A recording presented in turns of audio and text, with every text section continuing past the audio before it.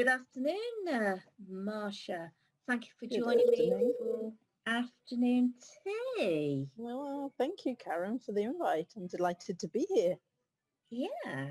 Well, I'm interested to find out more about you and, potentially how my group can help you further your business, and also anybody that sees it on YouTube, because it will also That'll go be onto wonderful. YouTube.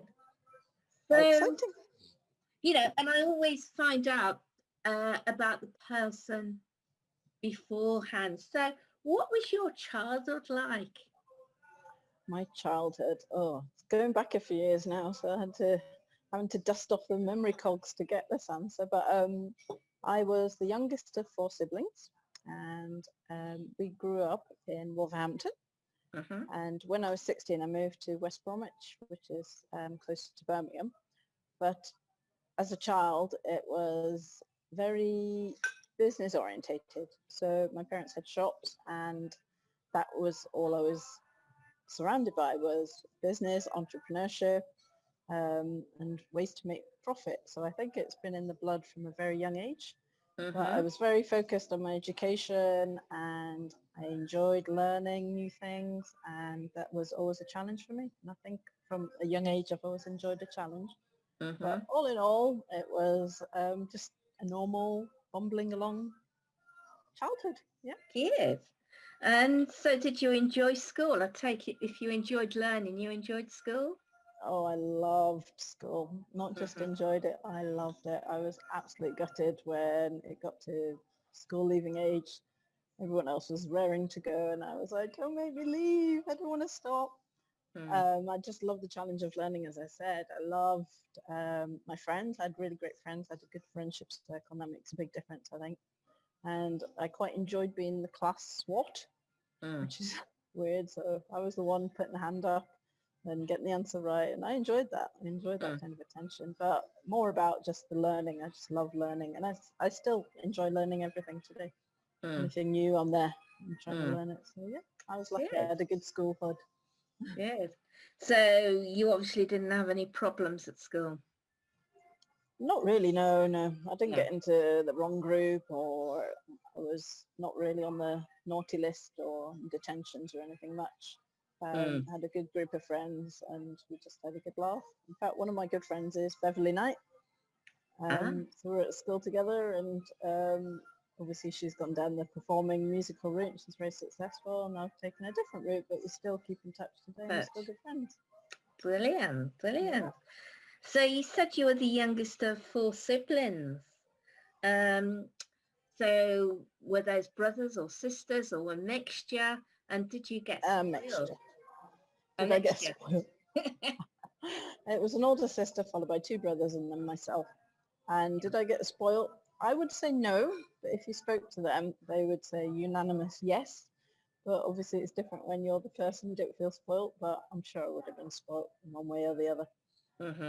It's quite nice being the youngest, isn't it? Yeah. Always protects you. All the ones above you. The older siblings, did they sort of say that mum and dad were stricter for them than they were of you? Absolutely. And you were able to get away with whatever. This is it. This is exactly. Yeah. And it's funny now I've got my own children. My oldest is like, I would never have got away with that, with some of the things that my youngest says. So it always goes in cycles, doesn't it? Yeah. But I don't feel like I'm any less strict with the youngest one, but they feel like I am. So. Yeah. So did you go to university or further education? I did. I went to University of Manchester, and I did maths at university, and I actually hated it. I did maths because I was good at maths. I felt like it was the right course because I was good at it, but I didn't really look at or get guidance on what would be best for me as a person. And I think if there was something else integrated into it, maybe business management or economics, I would have enjoyed it a lot more, because just the straight maths element was pretty dull, pretty boring. But I enjoyed university life, and I love that bit, and that just helps you grow up. And I do feel so much for the ones that are studying this year, having having to go through the whole online. It's just not a university experience in any way or form. No. So I do really feel for them. So did you get your degree in maths? I did, yes. I finished Brilliant. in maths. And then I went to work for Shell. So I worked with them for about a year and a half as a data analyst. And then I was like, nope, I want more. So I went back to education and I went to the University of Aberdeen and I did my master's degree in investment and financial management. And that was much more enjoyable, much more my kind of area that I was interested in. Still very numerical, but with a bit of a focus and direction instead of just churning numbers. I really, really enjoyed that course. Very challenging, a tough 12 months, but yeah, really glad that I did that one. Good. That was with the hope to get into investment banking and investment management, but it didn't work out. So being in Aberdeen, I ended up in oil and gas. So it's kind of a natural transition up there. So you went from Shell to university to working with the gas. Oil and gas company, Oil and gas. yeah. Oil and gas. So yeah, it's all oil and gas in Aberdeen. It's the main industry up there, definitely. Yeah. So did you get any Saturday job when you were younger or? When I was younger, the first Saturday job I had was at Claire's Accessories. Oh yeah. And that is going back a while. And I got a princely sum of £1.44 an hour.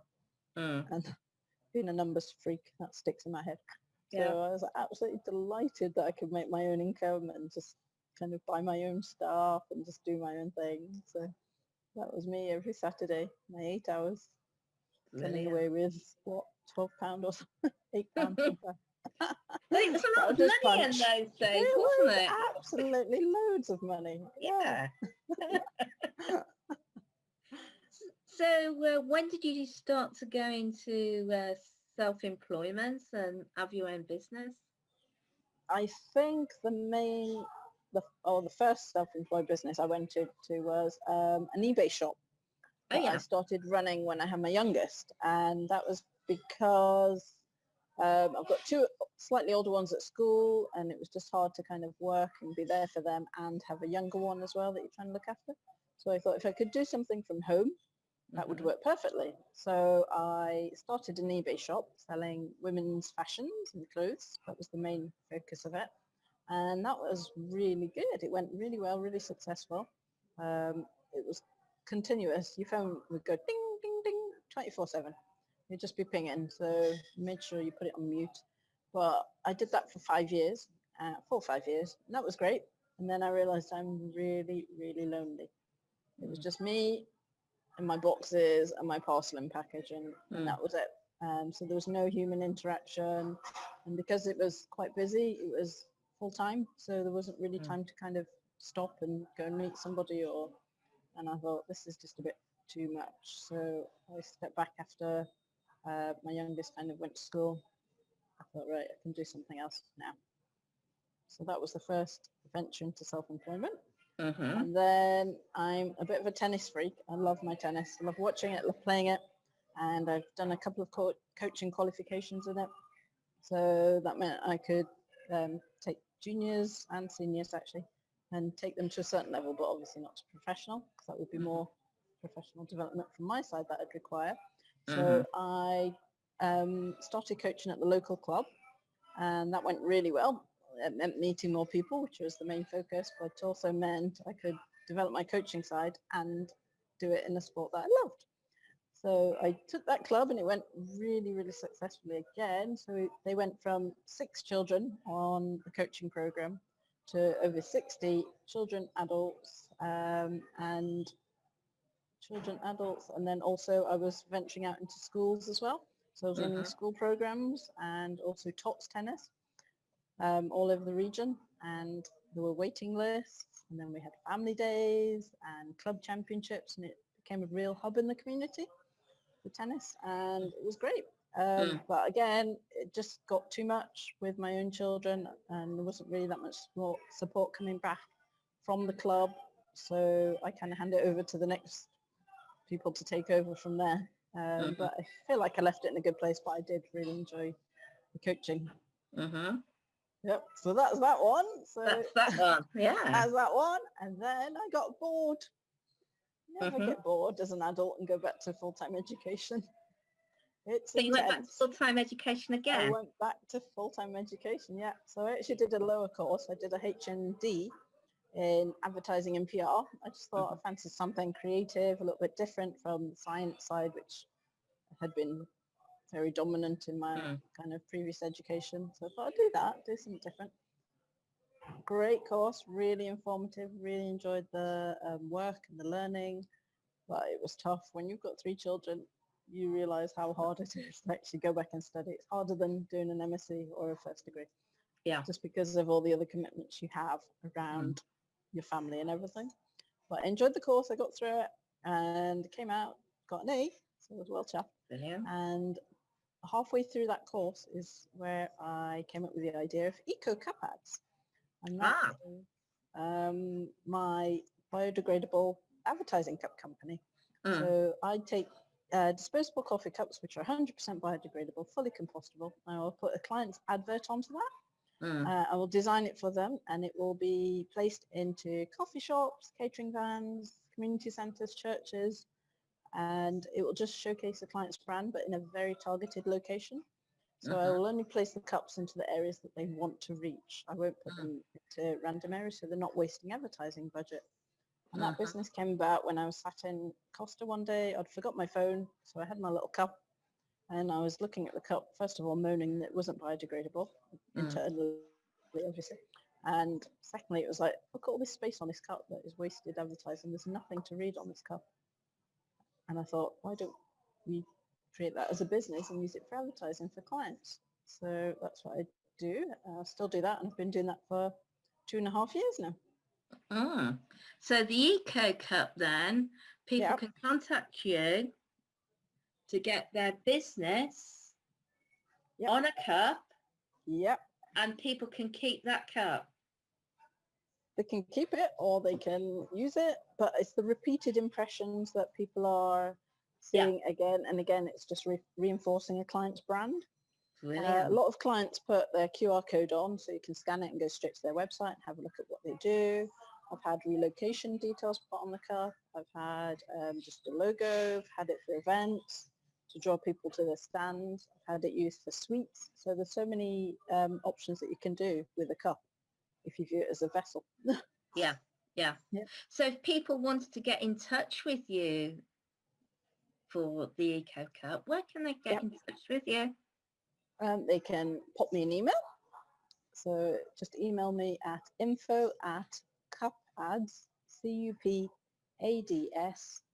cupads.co.uk, and I can help them with any campaign they might be interested in running, because we have different size cups, different volumes, and I'll do it to suit your needs.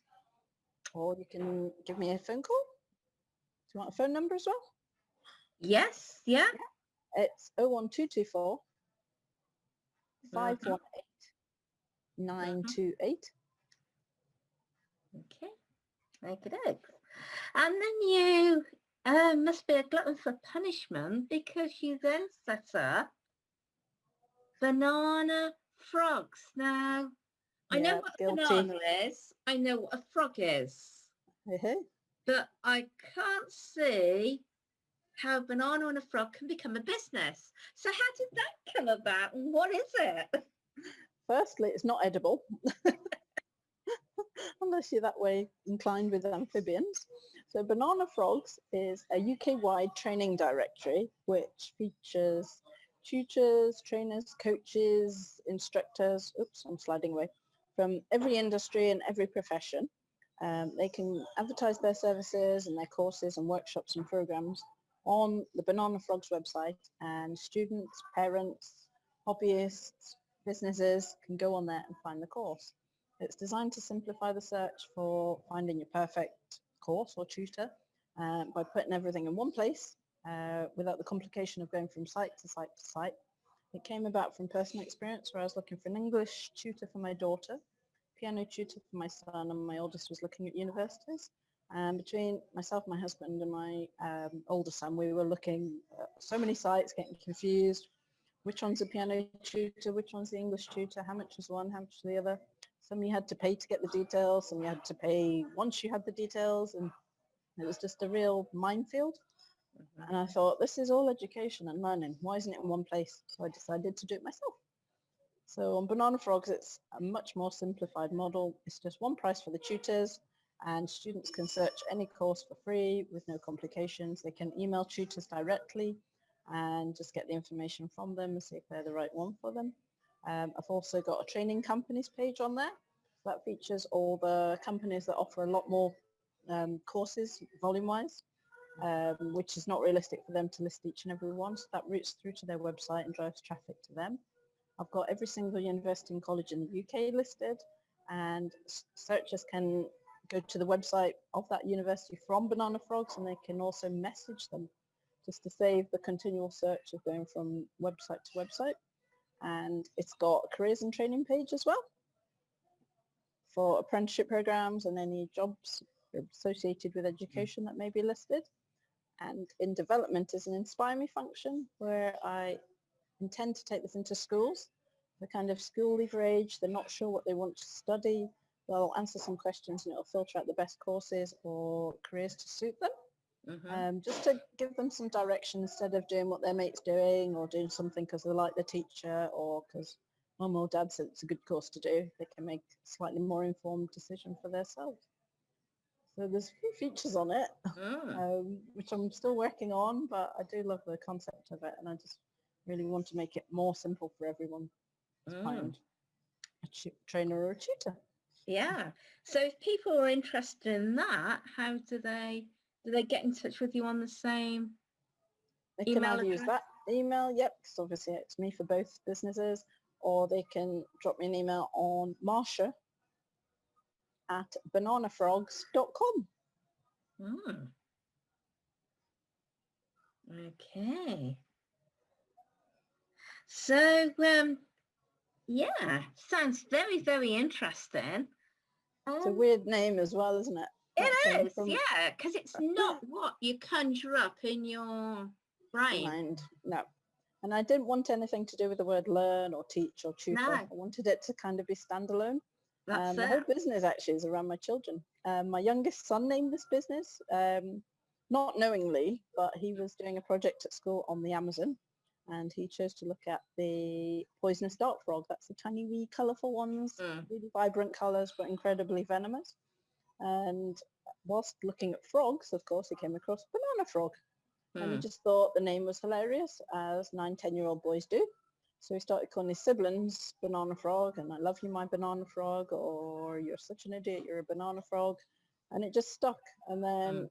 all three of them started saying it and it wouldn't die. And so that was the name for the business. It's like, there you go. Suits it. It's about Yeah, learning, just not in the most that's it. normal way that you'd imagine. So yeah. Mm. Mm. Brilliant. So if you had to live your life again, would you hmm change anything? Yeah. I wouldn't do maths at uni. Yeah. What would you do instead? I would probably have done something with a language so I Mm. could go off for a year. So business management in Spanish or something along, or marketing in Spanish or something so I could go and escape for a year. Mm. I just remember meeting friends and they all went off for a year with their languages and I just thought, oh, I'm stuck here in Manchester. Mm. So it would have been nice to get a bit of sun for a year That's it. That's and it. come back fluent as well, even more Yeah. beneficial. Mm. Brilliant. But otherwise, I think life is about giving things a go. If it works, great. If it doesn't work, then at least you can say you've tried. That's So it. other than that, no, I wouldn't change anything. Brilliant. Brilliant. So is there any questions that you'd like to ask Mandy? Now, I'd like to ask you a question, Marsha. Good afternoon. Hi, Are Mandy. you thinking of going back to university again to do something, or has your plans for the future? No, one No. word. Okay.